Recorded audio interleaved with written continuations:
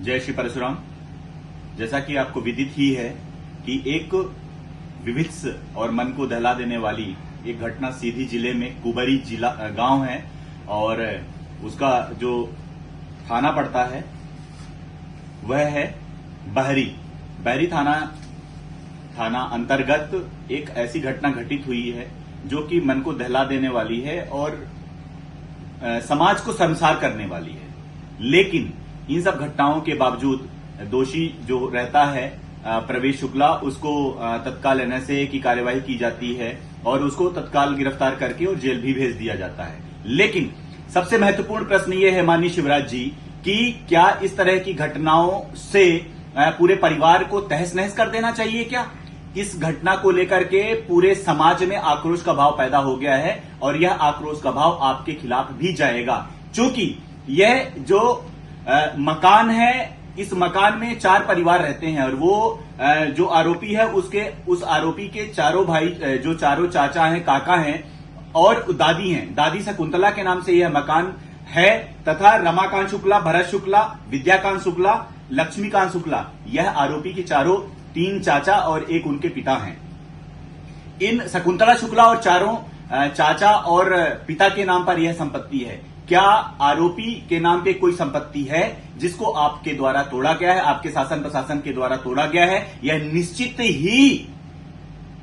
निश्चित ही दुर्भाग्यपूर्ण है और इसके खिलाफ हम हाई कोर्ट में पिटीशन दायर करेंगे। यह अवैधानिक है। इस तरह के कृत्य करना, जो व्यक्ति कृत्य करता है उसको दोष दे दीजिए, उसको आप फांसी में चढ़ा दीजिए, लेकिन क्या उसके पूरे परिवार को, उसकी माताएं, उसकी बहनें, उसके चाचा, उसकी चाची, वो पूरा परिवार जो है वो हाहाकार मचा हुआ है, बेघर कर दिया गया है। वो विलाप कर रहे हैं, वो कहां जाएं, वो बेघर हो गए हैं।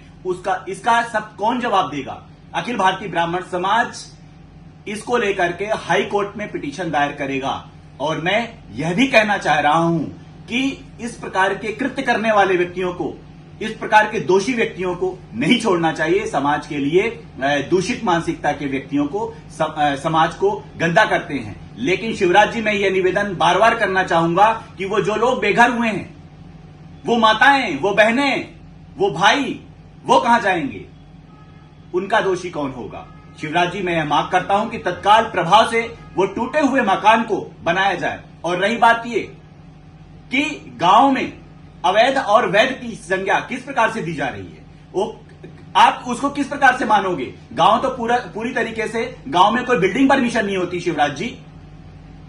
आप उसको वैध की श्रेणी और अवैध की श्रेणी में किस प्रकार से देना चाह रहे हैं? तो कृपया करके विनम्र आग्रह है, आप तो राजा हैं साहब, आप तो कुछ भी कह देंगे, आपका आदेश सर्वमान्य है। लेकिन हे राजन, मैं आपसे करवबद्ध निवेदन करना चाहता हूं कि जब हम राम राज्य की स्थापना करने की बात करते हैं, मर्यादा पुरुषोत्तम भगवान राम के चरित्र चित्रण का वर्णन करने की बात करते हैं, उनके किए हुए कृत्य पर, उनके पद पर चलने की बात करते हैं, तो हे राजन, हे मध्य प्रदेश के मुख्यमंत्री जी, कृपया करके इस पर भी अवलोकन करें।